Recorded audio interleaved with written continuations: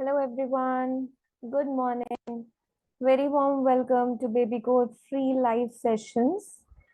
As you know, I am Tanu Virmani, a British Council certified trainer and IDP certified trainer plus a TEFL TESOL certified trainer too. जैसे कि आप सब जानते हैं, I'm coming up with my live sessions for the reading module. So आज जो है हमारा live session 5 है, which is about true false and not given questions, जो कि बहुत ही tricky questions होते हैं, true false not given, जिसको students बहुत difficulty face करते time. So one thing I would suggest you कि अगर आप new हैं इस session को देखने के लिए, please go through the remaining 4 sessions. उन 4 sessions को जाकर देखिए and then come to this session so that you will be on track, है ना? आप क्रैक कर पाएंगे आइल्स के रीडिंग मॉड्यूल को with me once you watch all those sessions. So at Baby Code, we provide you unlimited mock tests. Every day you can have a free test. You can download it, complete it, check your answers. And if you want unlimited access, you can buy our membership also. It's very convenient to download the mock test in a PDF format, take a printout and do it.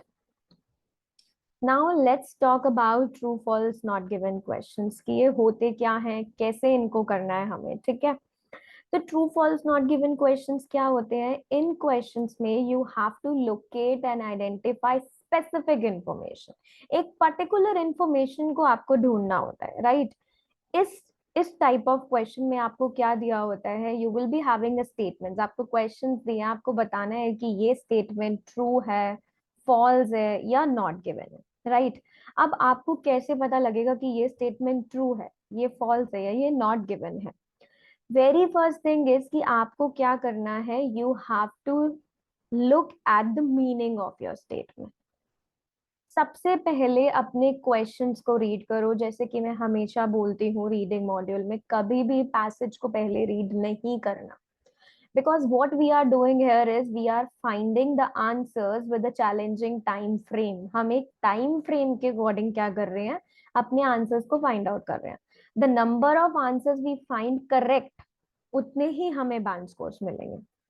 यहाँ पे हमें passage को read करके अपनी knowledge नहीं दिखानी है, हमें आंसर्स करेक्ट फाइंड करके अपनी नॉलेज दिखानी है, right?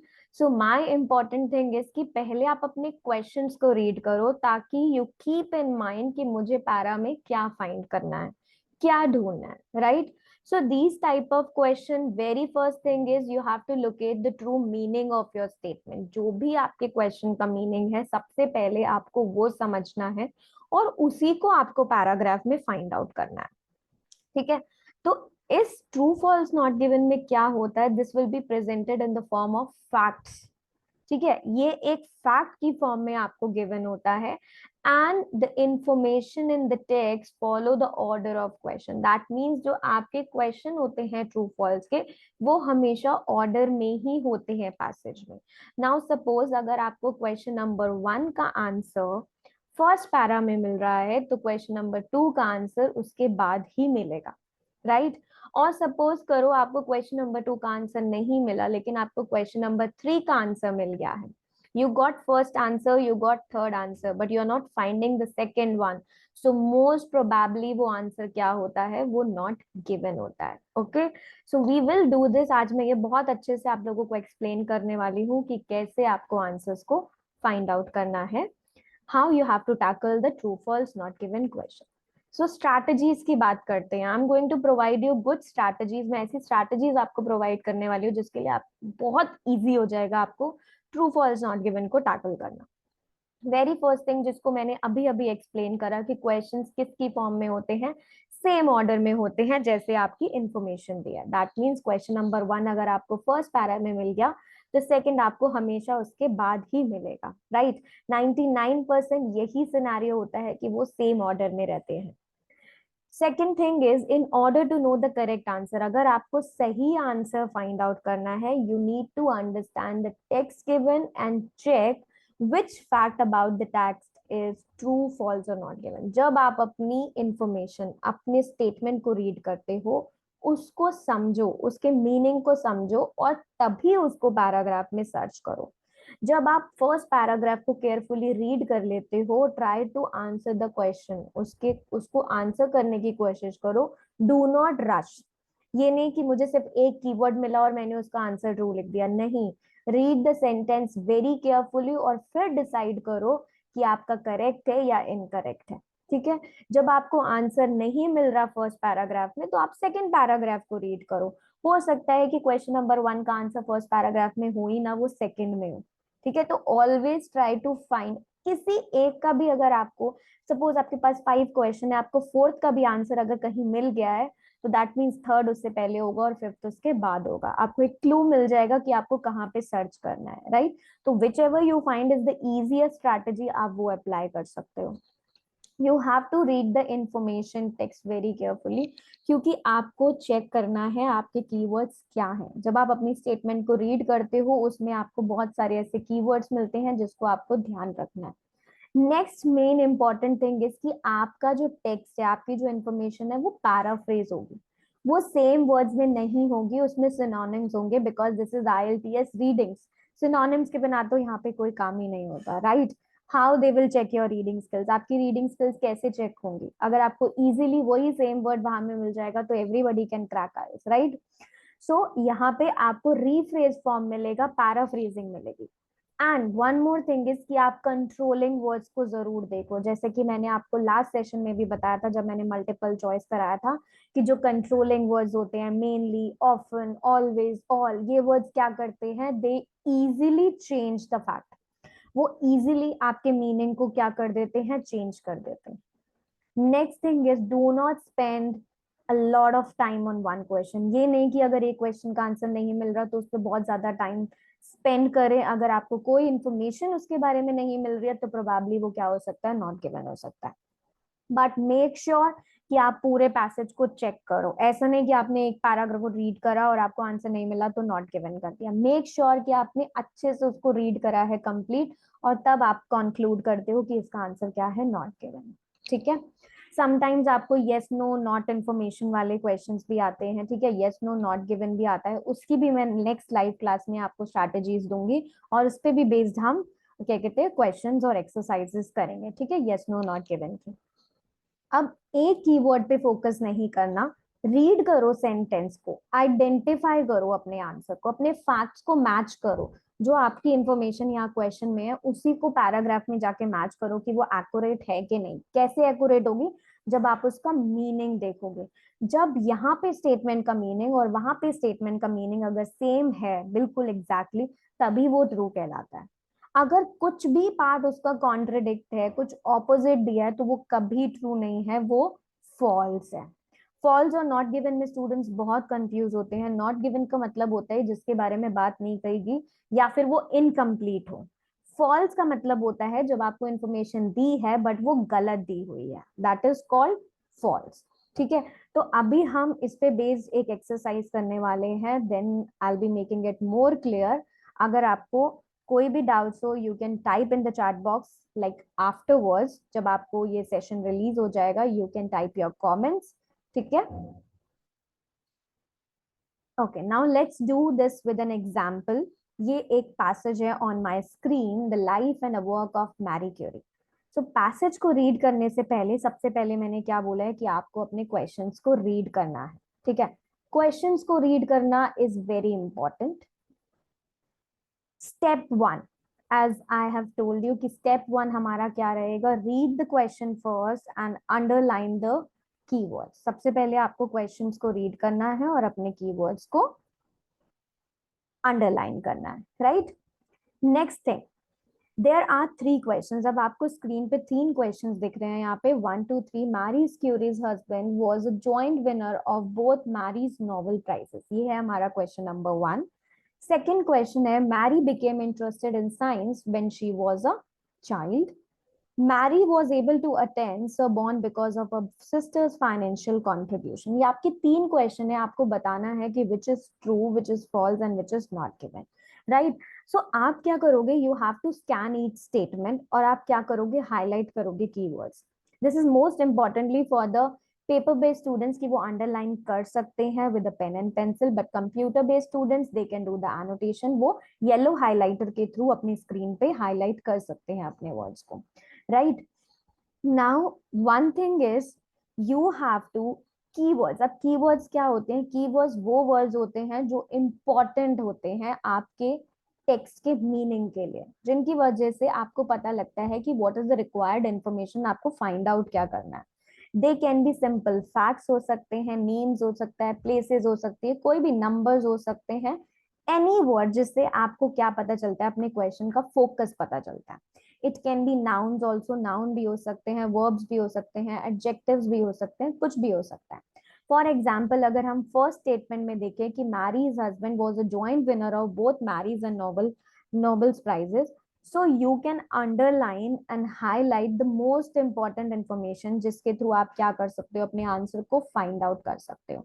so see I have underlined the words also, मैंने उन वर्ड्स को अंडरलाइन भी किया है। जैसे कि फर्स्ट क्वेश्चन में Mary Curie's husband was a joint winner, अब यहाँ पे क्या इंफॉर्मेशन है कि वो हस्बैंड जो है वो क्या है, जॉइंट विनर है उसके बोथ नोबेल प्राइजेस का। So this is my highlighted information, मैं इसको फाइंड आउट करूंगी अपने पैरा में। Second is Mary became interested in science, Mary किस में इंटरेस्टेड थी? साइंस में थी। When she was a child, कब? जब वो चाइल्ड थी, ठीक है। So again I have highlighted, I have underline the sentence. Third one is again you can see that I have underline my required information. सो आपको भी ऐसे ही अंडरलाइन करना है अपनी इंफॉर्मेशन को which you think is most important, और आपको इसी को फोकस करना है अपने पैराग्राफ में फाइंड आउट करते time. Now let's do this. जब आपने स्कैन करा अपने टेक्स्ट को, अब for the keywords, when you have highlighted, आपने हाईलाइट कर दिया अपने कीवर्ड्स को, आपने टेक्स्ट में देखा और आप क्विकली क्या करोगे, स्कैन करना शुरू कर दोगे उन्हीं सेम वर्ड से या फिर सिमिलर वर्ड से, जैसे कि सिनोनिम्स के थ्रू। जैसे मैंने आपको बोला कि हमेशा आपको सेम वर्ड्स नहीं मिलेंगे, you have to look for the synonyms, आपको सिनोनिम्स को देखना है। फॉर एग्जाम्पल जैसे कि आपने फर्स्ट स्टेटमेंट को रीड करा और आप क्या सोचना शुरू कर दोगे उन वर्ड्स को कि क्या, like if Mary's husband was a joint winner of two Nobel prizes, remember that both, both means two, है ना, बोथ मींस टू। तो आप क्या स्टेटमेंट शुरू कर दोगे, you will think about the words of synonym, उन सिनोनिम्स को सोचो कि हस्बैंड की बात हो रही है, क्यूरी, मिस्टर क्यूरी की बात हो रही है, both, one, two, second, twice, with a husband, without her husband, on her own, by herself, ये सारे वर्ड्स के बारे में आप क्या शुरू कर दोगे, सोचना शुरू कर दोगे। Now look at the text. अब हम टेक्स्ट देखेंगे और हम फाइंड आउट करेंगे रिलेटेड टू दिस स्टेटमेंट कि हमें स्टेटमेंट से रिलेटेड। अब हमने देखा, you will see this word sole. Sole का मतलब क्या होता है? सोल मतलब होता है ओनली, राइट। सोल मतलब only, the single person they are talking about, describes Mary as the only person involved in winning her second Nobel Prize. अब उसने क्या करा, वो सिर्फ एक पर्सन है, ओनली पर्सन है। See this, Marie Curie is probably the most famous scientist who has ever lived. Born Maria Składa in the Poland in 1867, she is famous for her work on radioactivity and was twice a winner, and so and so. And then read the last second statement. And was then sole winner of 1911 Nobel Prize for Chemistry. She was the first person to win a Nobel Prize. So that means she was the one, right? She was the one. अब हम फिर से इसको दोबारा से explain करते हैं कैसे। अब फर्स्ट स्टेटमेंट हमें क्लियरली, हमें दोबारा से रीड करके चेक करना है कि हमने जो आंसर कंक्लूड करा है वो ठीक है या नहीं। Mary's Curie husband was a joint winner of Mary's Nobel prize. अब हमारा स्टेटमेंट क्या है कि मैरी क्यूरी का जो हस्बैंड है वो क्या है, जॉइंट विनर है। किसका? बोथ मैरीज के नोबेल प्राइजेस का। अब दोनों प्राइजेस की बात हो रही है, बोथ की। तो जब हमने अपने हाईलाइटेड टेक्स्ट को देखा, हमने क्या डिसाइड करेंगे हम कि ये टेक्स्ट एग्री कर रहा है, कॉन्ट्रडिक्ट कर रहा है, या ये हमें अवेलेबल ही नहीं है। तो जब हमने देखा कि Pierre Curie was a joint winner of both Mary's prizes, वो क्या है, जॉइंट विनर है। मैरी क्वेरी वाले पैसेज को जब आप फिर से रीड करेंगे, यहाँ पे देखिए, तो हमें 3 पॉइंट्स मिलते हैं कि Mary was twice a winner of Nobel prize, कि मैरी कितने प्राइज के विनर है, 2 प्राइज के, right. With her husband Perry Curie and Henry Becquerel, she was awarded with 1903 Nobel Prize of Physics. और हस्बैंड के साथ उसको कौन सा प्राइज मिला था, 1903 वाला। उसके बाद नेक्स्ट स्टेटमेंट में ये क्लियरली मेंशन है कि she was then sole winner of 1911 का जो नोबेल प्राइज उसको मिला था, वो उसकी सोल विनर है। सोल विनर मतलब ओनली विनर है। सो हम क्या बता सकते हैं कि हस्बैंड जॉइंट विनर उसके दोनों प्राइजेस का तो था ही नहीं, राइट। वो एक प्राइज में उसके साथ था, बट जो नेक्स्ट वाला नोबेल प्राइज था उसकी तो वो खुद ही विनर थी। सो दैट मीन्स ये ट्रू नहीं है ना, ये फॉल्स है। क्योंकि मैरी क्यूरी का हस्बैंड जो था, मैरी क्यूरी का हस्बैंड जो था, वो उसके एक ही प्राइज में उसके साथ विनर था। सेकंड जो उसका 1911 वाला प्राइज था, उसकी विनर तो वो खुद थी। She was the sole winner, sole means only winner थी वो। So that means the answer is false, correct. So answer क्या है, ये फॉल्स है। क्योंकि यहाँ पे ये इंफॉर्मेशन नहीं दी कि वो दोनों में जॉइंट विनर था। वो एक ही में जॉइंट विनर था, एक में नहीं था। एक में वो खुद ही क्या थी, ओनली विनर थी, right. So you got your first statement as false. Now look at the second statement. Second statement पढ़ते हैं। Mary became interested in science when she was a child. अब बोल रहे हैं कि मैरी क्या थी, इंटरेस्टेड थी बहुत साइंस में, जब वो कब जब वो चाइल्ड थी एक।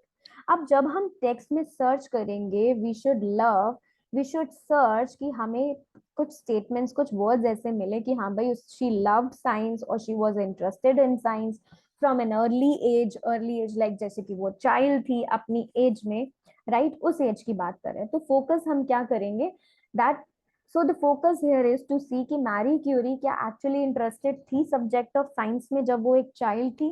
अब हम इस स्टेटमेंट को सीखने के लिए हम कुछ वर्ड्स एंड सिनोनिम सोचेंगे। अब interested in science, subject science, science classes, school science, child, childhood, young girl, young age. हम सिनोनिम सोचना स्टार्ट कर देते हैं कि हमें ये वाले सिनोनिम्स मिल सकते हैं, राइट। सो अब पैसेज को रीड करें। From childhood Marie was remarkable for his prodigious memory and at the age of 16 won a gold medal on completion of a secondary education because of a father lost his then the passage। अब हमें जो information मिली है वो ये मिली है कि childhood में वो क्या थी, she was having a very good memory, उसकी एक अच्छी मेमोरी थी, और एज ऑफ 16 में उसने क्या करा था, एक गोल्ड मेडल विन करा था। सो एज अ चाइल्ड उसकी मेमोरी ग्रेट थी, एज 16 में उसने एक गोल्ड मेडल अचीव करा था सेकेंडरी एजुकेशन। बट हमारा क्वेश्चन क्या है, हमारा क्वेश्चन है कि वो इंटरेस्टेड थी साइंस में जब वो क्या थी, चाइल्ड थी। तो क्या आपको कोई फैक्ट मिला ऐसा जो ये डिस्क्राइब कर रहा है, आप चाइल्डहुड की बात करिए, ठीक है। कीवर्ड्स देखो, कीवर्ड्स के थ्रू कभी कंफ्यूज नहीं होना, तभी मैंने वेरी फर्स्ट स्टेटमेंट में बोला है कि you have to look for your true meaning of your statement. अपने स्टेटमेंट के मीनिंग को ढूंढना है वहां पे। अब वो इंटरेस्टेड थी साइंस में जब वो एक चाइल्ड थी, ये तो हमें कहीं क्लियरली मेंशन ही नहीं है ना। सिर्फ ये बोला गया है कि शी वॉज फ्रॉम चाइल्डहुड, कि फ्रॉम चाइल्डहुड वो क्या थी, बहुत अच्छी थी with the memory, she had a great memory. और एट द एज ऑफ 16 उसने क्या करा, कंपटीशन में एनरोल करा and she got a gold medal. So there is no mention of science कि वो साइंस में इंटरेस्टेड थी, उसका कुछ इंटरेस्ट था इस सब्जेक्ट में जब वो चाइल्ड थी, कोई इंफॉर्मेशन नहीं है। So answer is not given. Keywords present हैं, चाइल्ड का चाइल्डहुड है, इंटरेस्टेड इन साइंस है, मेमोरी रिलेटेड है, but there is nothing about his interest of science. So we can say that the answer is not given. Okay, I hope it is clear to you. Next, let's see the third one. Third one says Mary was able to attend the Sorbonne because of her sisters financial contribution. अब वो attend कर पाई थी university को, कैसे, क्योंकि उसके sister ने उसको क्या दिया था, फाइनेंशियल कंट्रीब्यूशन दिया। So financial contribution is like finance, financial help दी थी, मे बी उसको पेमेंट करके दियो, कुछ कंट्रीब्यूट करा हो अमाउंट, कुछ हेल्प करिए उसकी फाइनेंशियली, ठीक है। तो we will start thinking about these words. हम इस स्टेटमेंट के लिए कौन से वर्ड्स और सिनोनिम्स को, कि उसको पैसे दिए, मनी दिए, अफोर्ड दिया, एक्सपेंसिव था उसकी यूनिवर्सिटी, उसकी सिस्टर ने उसको हेल्प करी, राइट, एजुकेशन में हेल्प करी। So we will think of all दो सिनोनिम्स। अब हम अपने पैराग्राफ को रीड करेंगे फ्रॉम चाइल्डहुड, ठीक है। We will think of the synonyms, synonyms को देखते हुए we will think We will look at the paragraph. From her earnings, because of her father lost his saving through bad investment. Read the paragraph along with me. She then had to take work as a teacher. From her earnings, she was able to finance her sister Brunonia's medical study in Paris. On the understanding of Brunia would in turn later help her to get an education in 1981. In 1891, this promise was fulfilled and Mary went to Paris and began to study at the university. She often worked far into the night and lived on the litter. Now see, अब हमें क्या क्या facts यहाँ पे पता चले. हमें facts पता चले कि her father lost his saving क्योंकि उनकी बैड इन्वेस्टमेंट थी, right. Then she had to take work as a teacher. उसने टीचर की तरह काम करा. She was able to finance for her sister Bronia's medical study in Paris on the understanding that Brunia would in turn later help her to get an education, ताकि later वो क्या करेगी, उसकी हेल्प करेगी. In 1891, promise fulfilled हुआ. Mary went to Paris and then began to study at the Sorbonne University. So we read that Mary could attend the university because her sister paid for education, है ना. जब हमने scan करा text को तो हमें पता चला कि उसके फादर ने मनी लॉस कर दी थी, उसको काम करना पड़ा as a teacher. When we see this keyword finance and we see that Mary helped her sister with medical studies, we then read that sister would help her Mary to get an education. So this was a promise, है ना. एक kind of understanding थी, promise था कि वो क्या करेगी, उसकी help करेगी. So this promise refers to the promise to pay for Mary's education. So ये किस चीज को रेफर कर रहा है कि वो in return क्या करेगी, उसको help करेगी education में. So again Mary went to university because Bronia ने paid किया था उसके लिए. So that is true, right, कि उसको क्या हुई, help हुई. So you have to always check for synonyms because आपको synonyms मिलेंगे ही मिलेंगे. You have to read it carefully कि जब आप अपने क्वेश्चन को रीड करो और स्कैन करो अपने पैराग्राफ को तो केयरफुली ये चीज ध्यान रखो कि मीनिंग मैच कर रहा है या नहीं कर रहा. Okay, I hope it is clear to you. Now let's do one exercise. I'm giving you 5 minutes. You have to find out the answers for these exercise. There are 5 questions. Please read your question very carefully and then I'll explain you the answers also.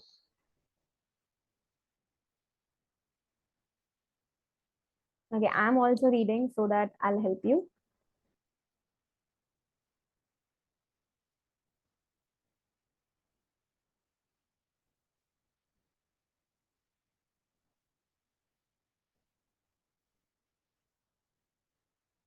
Okay, the first question says many scientists thought it was irrelevant to release the aerosol space into the stratosphere above the Arctic. अब scientist क्या सोचते थे, they thought it was irrelevant, कि irrelevant है release करना space को stratosphere में above the Arctic.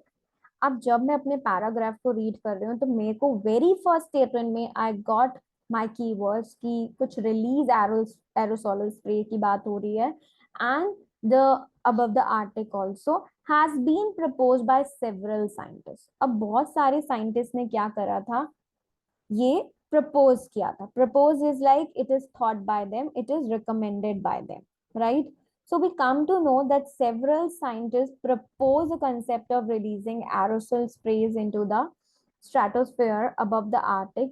Instead, the question को क्या कर दिया गया है, twist कर दिया गया है, which says that scientists consider the concept as irrelevant. उन्होंने तो कभी irrelevant कहा ही नहीं, right? वेरी फर्स्ट स्टेटमेंट में ही कहा गया है कि कंसेप्ट जो है वो प्रपोज किया गया था. इररेलेवेंट है, this is not mention. Irrelevant का पॉइंट तो यहाँ पे है ही नहीं, राइट. सो दैट मीन्स हमें इंफॉर्मेशन क्या दी है, कॉन्ट्रडिक्टिंग दिया. क्वेश्चन कह रहा है कि इररेलेवेंट है बट पैसेज कह रहा है कि इररेलेवेंट नहीं है. So this is false. Second question, sulphur dioxide aerosol will lead to global dimming. अब सल्फर डाइऑक्साइड एरोसोल से क्या होगा, ग्लोबल डिमिंग होगी. डिमिंग का मतलब क्या होता है, reduction in the amount of global direct radiance at the earth surface. So जैसे कि मैंने बोला था कि आपको इसका आंसर कहाँ मिलेगा, इसके बाद मिलेगा. So try to find out. See, This would involve using sulfur or hydrogen sulfide aerosol so that sulfur dioxide would form clouds, which in turn will lead to global dimming. So अगर sulfur dioxide aerosols किसके क्या lead करते हैं? It leads to global dimming. So it is clearly mentioned कि statement क्या है? True है. बहुत क्लियरली आपको स्टेटमेंट में दिया हुआ है कि सल्फर डाइऑक्साइड से क्या होगा? ग्लोबल डिमिंग होगी. Third one, the historic volcanic explosions on the mountain Pinatubo in the Philippines occurred in the year 1991. A volcanic explosion जो हुआ था फिलीपींस में वो कब हुआ था? In the year 1991. Next statement, I got my keyword 1991 बहुत clearly ये mention है. So see, the idea is modeled on historic volcanic explosions such as the Mount Pinatubo in the Philippines in 1991. So ये बहुत clearly stated है passage में कि historic volcanic explosion कब हुआ था? 1991. So this is true. Fourth one, planting of birch trees in the Arctic region will absorb the radiation. अब planting जो होनी है birch trees की आर्कटिक रीजन में वो क्या करेगी? एब्सॉर्ब करेगी रेडिएशन को. So what do you think? Is this true, false और नॉट गिवन? अब हम पहले सर्च करेंगे प्लांटिंग ऑफ बर्च ट्रीज के बारे में. देखो birch trees is given here. Geo engineering plans include planting of million birch trees. Birch trees की बात की है. But will absorb radiation. Check this point. इस कीवर्ड्स को ढूंढेंगे हम. Whereas the region have negative pine shades, birches would shed their leaves in the winter, thus enabling radiations. No, I didn't got any information about कि अगर इनको plant किया जाता है आर्कटिक रीजन में तो ये एब्जॉर्ब करेंगे रेडिएशंस. क्या आप लोगों को कुछ ऐसा मिल रहा है? No. I scanned my paragraph and there is no information कि इनको प्लांट करने से क्या होगा? रेडिएशंस को एब्जॉर्ब किया जाएगा. This is not given. इसके बारे में मुझे कोई इंफॉर्मेशन नहीं दी है. So this will be counted as not given. Last one, climate scientist says that rerouting Russian rivers will not only increase the water flow in the ice forming areas but will also help in slowing down the warming. अब सबसे पहले आपको क्या दिया है कि rerouting Russian reverse के बारे में बोला है. क्लाइमेट साइंटिस्ट के बारे में बोला गया है कि वो सिर्फ वाटर की फ्लो को इंक्रीज नहीं करेंगे बल्कि क्या करेंगे? स्लो डाउन करेंगे वार्मिंग को. तो जैसे कि मैंने बोला था आपको इसका आंसर बाद में मिलेगा. बर्च ट्रीज के बाद आप रीड करिए. Rerouting Russian rivers to increase cold water flow to ice forming areas could be used to slow down warming, says climate scientists. So it is very clearly given कि climate scientists क्या कह रहे हैं कि अगर आप reroute करोगे Russian reverse को तो सिर्फ इंक्रीज नहीं होगा वाटर फ्लो बल्कि कोल्ड वाटर का और क्या होगा? स्लो डाउन भी हो जाएगी आपकी warming. Right. So always you have to find your answers looking at the keywords, but you will also look for synonyms कि आपको synonyms भी मिल सकते हैं. You can check all your answers here, tally your answers and look at the same explanation also जो मैंने अभी आपको explain करी है. Okay, I hope it was a informative session for you. I'll be coming with my more live sessions so that I can help you to crack your reading module. Okay, please go through the mock test also. There are different mock tests on our website. हमारी app में जाइए. If you like our app, our application and our free live sessions अगर आपको अच्छे लगते हैं please share it with others also so that you can help us in joining a free education campaign और हम आप सबको पढ़ा पाएं free of cost and you will learn about IELTS कि कैसे आपको क्रैक करना है. ठीक है. तो आज हमने ट्रू फॉल्स नॉट गिवन के बारे में पढ़ा है. आई होप जब भी आप ट्रू फॉल्स नॉट गिवन करें तो you will apply the same strategies. उन्हीं स्ट्रैटेजीज को आप अप्लाई करते हुए ट्रू फॉल्स नॉट गिवन करें. बहुत इजी होता है if you look at the keywords. Keywords को देखते हुए मीनिंग जरूर देखना है. Keywords is only to locate. Keyword सिर्फ आपको लोकेट कराते हैं इंफॉर्मेशन को. राइट. बट आपको मीनिंग को देखना है. Please watch our remaining live sessions also. This is live session 5. अगर आपको अच्छा लगा you can share your feedback से मुझे भी मोटिवेशन मिलती है ताकि मैं अपने और सेशंस आपके लिए लेकर आऊं. तो please share your feedback, ratings दीजिए, यहाँ पे स्टार रेटिंग्स आप देख सकते हैं। और अगर आपको लगता है कि I should come with another topic, कि मैं कोई और टॉपिक भी कवर करूँ, तो आप कमेंट बॉक्स में वो भी लिख सकते हो, ठीक है।